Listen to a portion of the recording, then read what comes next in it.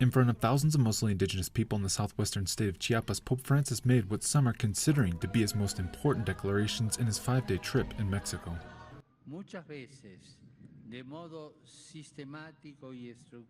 On many occasions, in a systematic and organized way, your people have been misunderstood and excluded from society. Some have considered your values, culture, and traditions to be inferior. Others, intoxicated by power, money, and market trends, have stolen your lands or contaminated them.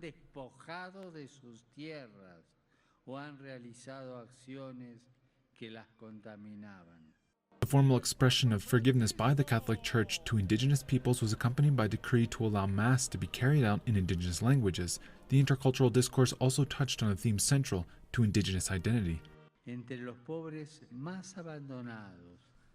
Among the most abandoned and harshly treated poor is our oppressed and devastated land. We can no longer be deaf to one of the biggest environmental crises in history. While the general criticisms of market capitalism, accumulation of power, and the exploitation of basic natural resources made by Pope Francis are not being taken lightly, one indigenous rights analyst questions as to if these declarations will produce an impact in public policies. I think that what the Pope is saying has a strong impact in the media, and it will have a strong impact among indigenous communities.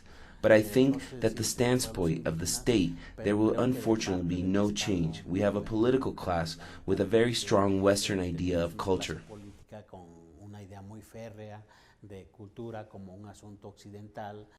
For decades, the state of Chiapas has been a symbol of indigenous struggle and rights to land, territory, and identity. Whether public policy favors or not, indigenous people affirm they will resist and continue their strategies to gain greater autonomy. Clayton Cantala Sur, Mexico City.